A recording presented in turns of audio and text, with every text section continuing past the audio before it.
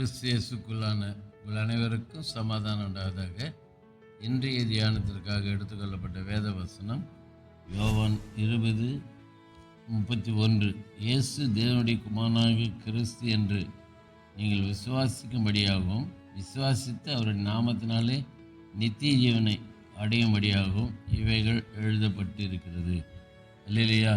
ஆண்டவருடைய அற்புதங்கள், ஆண்டவர் செய்த அதிசயமான காரியங்கள் எதற்காக எழுதப்பட்டிருக்குன்னு சொன்னாக்கா, யோவான் சொல்கிறாரு, ஏன் இந்த அற்புதங்கள் அதிசயங்கள்லாம் பைபிளில் எழுதப்பட்டிருக்குன்னு சொன்னாக்கா, இயேசு தேவனுடைய குமாரனாகிய கிறிஸ்து என்று விசுவாசிக்கிறதுக்காக.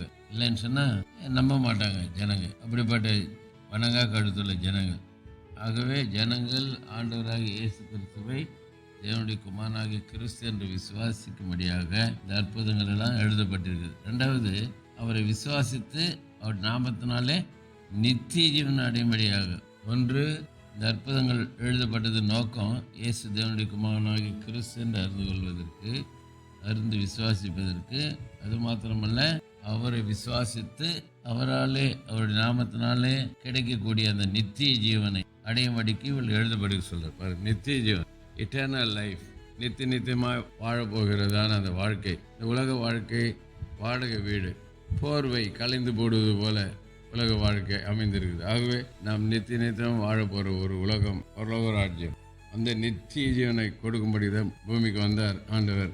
ஆகவே இந்த அற்புதங்கள் எழுதப்பட்ட நோக்கம் இயேசு தேவனுடைய குமாரனாகிய கிறிஸ்து என்று விசுவாசிக்கிறதுக்காகவும், ரெண்டாவது விசுவாசித்து அவர் நாமத்தினால நித்திய ஜீவனை பெற்றுக்கொள்ளும்படிக்கு இது எழுதப்படுது. இல்லையா?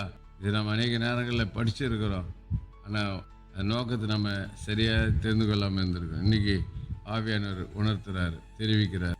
ஆக எதுக்காக இந்த அற்புதங்கள் எழுதப்பட்டதுன்னு சொல்லி எழுதப்பட்ட நோக்கத்தை நம்ம இருந்து இதை மற்றவர்களுக்கு நம்ம சொல்லுவோம். கர்த்தர் நம்மை ஆசீர்வதிப்பாராக. செபிப்போம்.